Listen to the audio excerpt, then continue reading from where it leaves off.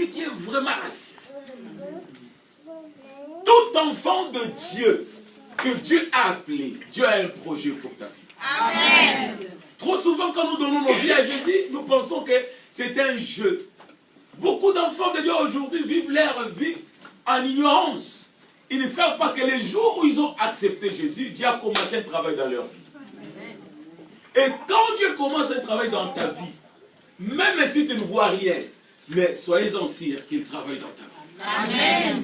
Puisqu'il est un Dieu, un esprit, il travaille aussi au niveau spirituel. Amen. Quand Dieu termine le travail, maintenant il nous présente le travail.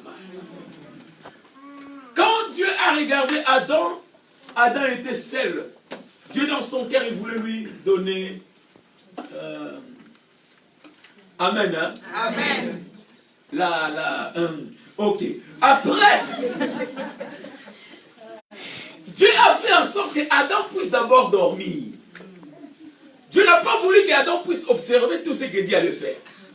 Parce que les humains, nous avons toujours tendance à interférer. Si aujourd'hui ton boss te demandait, ok, tu vas travailler chez moi, mais dis-moi combien je dois te payer. Si on te proposait, on te disait, ok, je t'embauche dans mon entreprise, mais on va négocier les salaires. Demande-moi, dis-moi, tu penses que je peux te payer combien? Je pense qu'il ne va pas dire 1200. Je pense qu'il ne va même pas dire 2000 euros. Je pense qu'il va commencer vers 5, 4. Et bien dit, Dieu ne veut pas négocier avec nous. Parce qu'il est un Père qui nous donne toujours le meilleur. Amen. Trop souvent, c'est que nous demandons à Dieu. La Bible nous dit à Ephésiens 3, verset 20 à 21, Dieu nous donne au-delà de tout ce que nous pensons et au-delà de tout ce que nous demandons. Adam était en train de ronfler. Quand Dieu était occupé, en train de travailler, de lui préparer une aide semblable. Mais pas seulement une aide semblable. Quelqu'un qui va faire jaillir le poème de la bouche d'Adam. Ah, mes enfants aiment ça. Je rentre dans la parole de Dieu. Alléluia. Amen.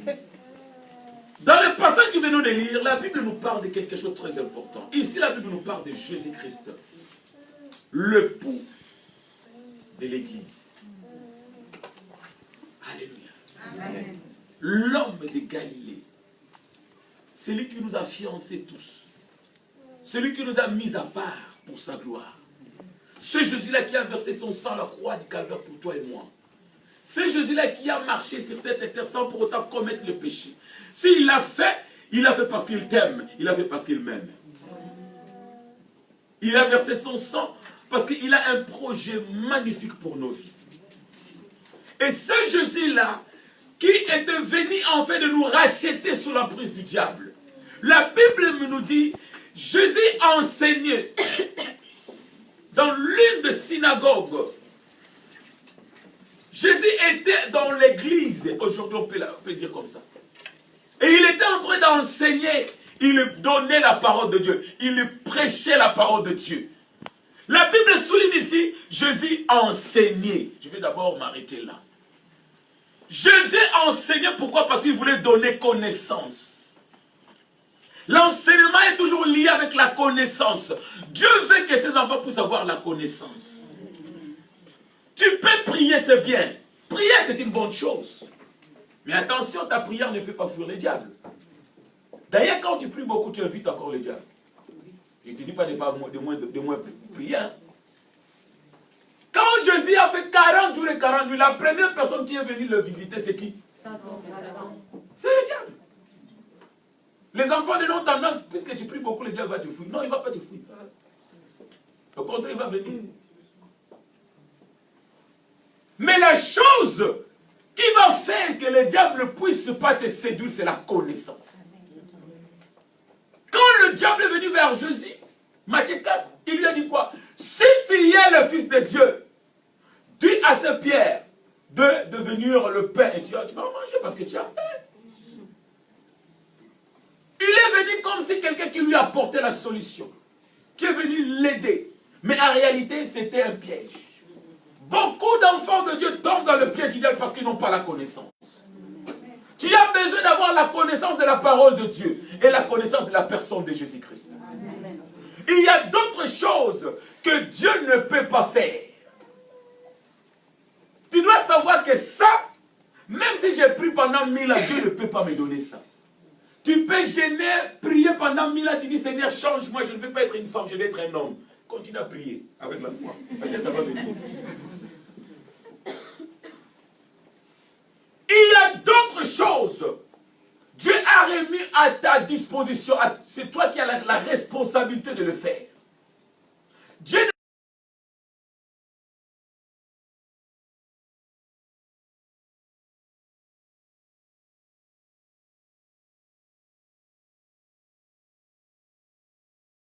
à son serviteur, le prophète Élie.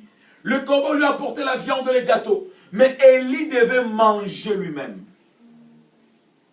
Tu as une responsabilité en tant qu'enfant de Dieu. Dieu nous a donné la parole est là. Mais toi, tu dois faire en sorte de recevoir la connaissance de la parole de Dieu. Voilà pourquoi j'ai dit aux enfants de Dieu, si tu n'écoutes pas la parole de Dieu, si tu n'es pas enseigné, tu es exposé à l'ennemi. Il va te séduire à tout le temps, à tout temps. Tout moment, il va te séduire. Parce que c'est Dieu qui a dit, mon peuple périt par manque de connaissance. Est-ce que Dieu a dit, mon peuple périt par manque de foi? Non. Est-ce que mon Dieu a dit, mon peuple périt par manque de prière? Non. Par manque de connaissance. Tu as besoin de la connaissance exacte de la parole de Dieu. Pas une connaissance erronée. Aujourd'hui, on a beaucoup d'églises, beaucoup de prophètes et beaucoup d'enseignants.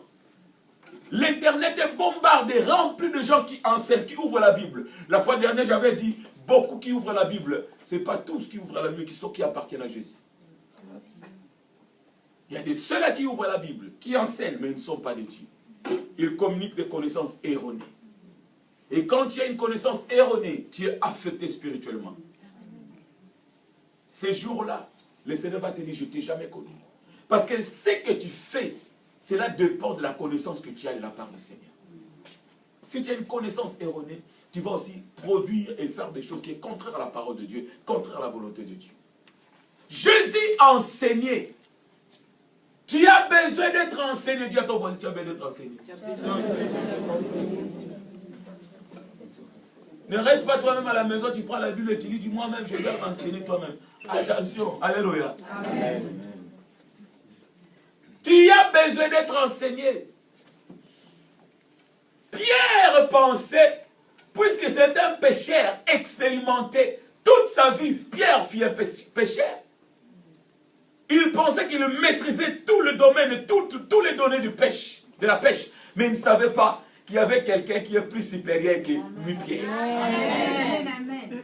Pour ta vie, la Bible nous dit même, ne te confie même pas à toi-même, mais pour ta vie. Confie-toi à Jésus-Christ, le Seigneur des Seigneurs. Dieu ne peut jamais faire d'erreur. Alléluia. Amen.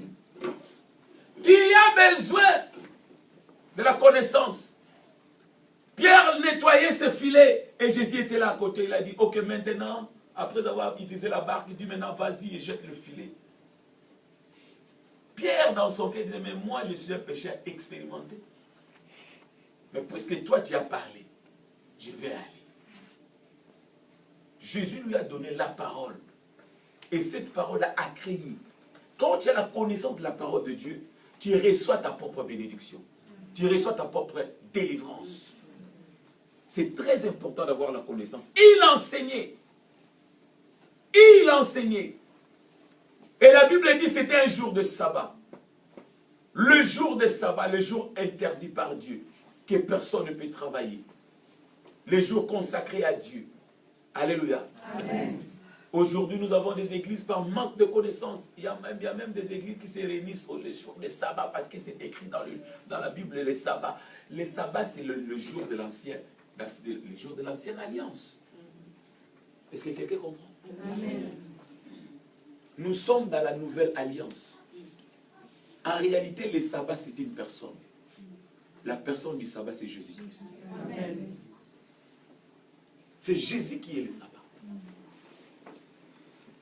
Voilà pourquoi il a déclaré Je suis plus grand que le sabbat.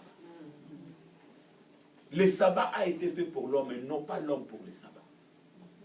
Quand nous entrons en Jésus, nous sommes aussi au-dessus du sabbat. Voilà pourquoi le Seigneur nous a donné notre jour, le jour de sa résurrection.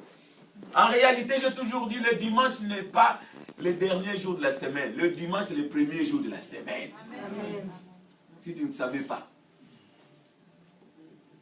Samedi, c'est le dernier jour de la semaine. Le dimanche, c'est le premier jour de la semaine. La semaine a déjà commencé aujourd'hui. Nous commençons la semaine dans la présence de Dieu. Amen. Nous commençons la semaine en train de célébrer la résurrection de Jésus. Amen. Voilà pourquoi notre semaine est bénie. Amen. Quand toi tu tu aimes bien rester à la maison le dimanche, donc cela veut dire quoi? Toi-même tu fermes ta bénédiction de la semaine. Amen. Tu bloques toi-même. Le dimanche, va à l'église. Célébrons ensemble la résurrection de Jésus. Le vrai sabbat que Dieu nous a donné. C'était le jour de sabbat. Et Jésus était là. La Bible nous dit, le verset 11. Or, il y avait là une femme rendue infirme par un esprit. Il y avait une femme à l'église. Il y avait quelqu'un à l'église. Une femme. Il y a eu beaucoup de femmes, mais il y avait une femme parmi les femmes. Oh Jésus-Christ, est-ce que je peux te prêcher? Demande pas à ton voisin, est-ce que tu es un homme parmi les hommes ou une femme parmi les hommes?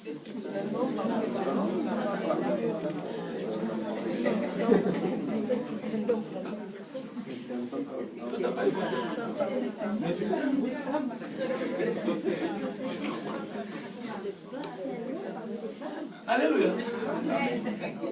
Il y avait une femme parmi les femmes. Dans cette église-là, il y avait une femme. Elle n'était pas comme les autres femmes. Amen. La Bible dit elle était là à l'église. Elle était là. Dans la synagogue, elle était là. J'aime bien l'attitude de cette femme. La Bible dit elle était infirme, courbée par un démon. Il y a d'autres maladies que les gens ont aujourd'hui. Ce n'est pas des maladies normales. Amen. Il y a des esprits derrière ces maladies. Mais aujourd'hui, je suis venu te dire que tu as un avenir assuré. Amen. Je te dis que tu as un avenir.